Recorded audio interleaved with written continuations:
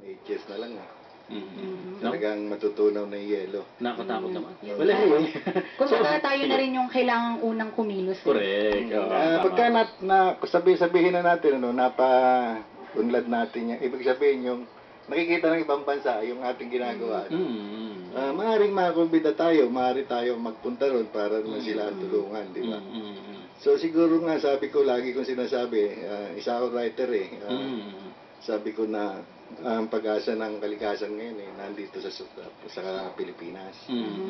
Kung mayroong maniniwala sa amin, mayroong susuporta, kasi yung nakarang administrasyon puro Pangako. failure. Puro failure. Punta mo yung mga bangko na nakalagay dyan sa aming sa ating Republic Act 9003, pinapasama yung mayor. Sinasabihan ako, Jimmy, sama mo yung mayor mo. What for? What for? Tapos makikita mo, meron na silang meron na silang makinang MRF, hindi naman gumagana. Hindi gumagana. Ay, nakakalungkot. Sayang naman. Mapapasura lang. Ginastusan din yun. Oo nga. Katulad dun sa Baguio, 128 million, may namatay tayong 6 na kababayan. Correct. Ano nangyari doon sa MRF nila? So, ibig sabihin, meron pala silang ganun doon. Meron, 128 Pero ganun ba rin yun? nga. Tsaka, sa solid waste management, di ba, nandyan din po yung pag-ooperate ng mga dump site. Di ba? Dapat, May pinagbabawal na tayo ng klase ng mga dump site. ang dump site pinawal na ng DEN na rin, Oo. 2004 pa. Oo. Nakakapagtaka naman, bakit nabibigyan ng Yun ECC? nga po. Oo nga, Di ba? nakakataka. Yun yung mga open dump site, ano ho? Yung Bawal na open po yun. dump site. Pero dapat, yung pwede lang yata yung control dump site na tinatawag. Tama po. Sanitary landfill. Sanitary landfill. Okay, Okay. pero kahit na sa ibang bansa, ayaw na nila ng sanitary landfill Landfill. kasi tumatagas. Alright. Hindi siya katulad nung nilalagay nila na 10 years, 15 years, hindi Kasi halo-halong basura, halo-halong lason, naapektuhan yung plastic, di ba? Plastic yun nilalagay nila sa ilalim. Sir, dito sa Laguna, sa may parte ng San Pedro, kung di ako nagkakamali, meron pong dump site dyan na kinonvert nila yung methane na nakukuha into energy na nakakapag-produce yan ng kuryente sa isang barangay doon. Oo, pwede yun. Yung una nga namin inaalok sa maniwala at hindi, yung sa gawa ng South Korea, yung composting machine. Habang gumagawa siya ng sabihin na natin, ng organic fertilizer, nakakapag-supply pa siya ng kuryente sa 10 bahay. Sa 10 bahay, 10 ton down pa rin yun sa atin. Bakit kaya ganun? Eh, Ano pong kulang, sir? Ano pong Oo nga kulang? po. Konti lang ho. Konti lang. Konti lang. Siguro gusto nila taasan mo yung presyo Okay. at meron silang kita. Taasan yung komisyon. Taasan yung komisyon. Pero hindi naman nila gagamitin. Gusto namin kung talagang package deal. Kailangan lahat ng tao, lahat ng magtulong-tulong. Kasi balak namin diyan sa foundation, pati yung mga bahay-bahay kumita. Correct. Opo, tama naman talaga. Parang kasi hindi naman sila mag-iipon yan kung wala silang Oo naman po. Di ba? So, pwedeng maging sistema parang kooperatiba. Parang kooperatiba. sakali, Kasi ang foundation naman magkaiba lang yan. Sa SEC ang foundation. Yung CDA po. CDA sa kooperatiba. Pero ang function yan pareho. Pareho. So, kailangan dyan nagtutulungan talaga. No? So, sir, kanina pa po ako na-curious dito sa 3 grupo sa Facebook Ano po ba yung pinakapangunahing layunin nito? Saka, paano po kayo nabigyan ng ideya na gumawa nitong grupo na to sa Facebook? Ako nagawa ng yung kalikasan ng tuwigang Pilipino. Okay. Hindi naman sa yabang. Diyan nag-umpisa yung Tagalog version na sinasabi sa Pilipinas ng paggawa ng mga grupo. Walang gumagawa ng Tagalog.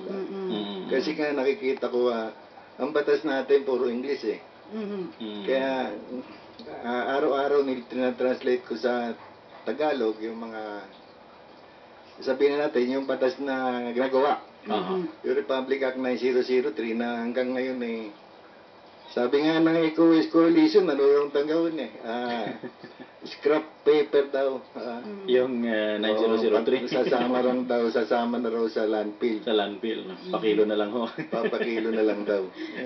Hindi ganun ang foundation namin. Nagbibigay kami ng solusyon.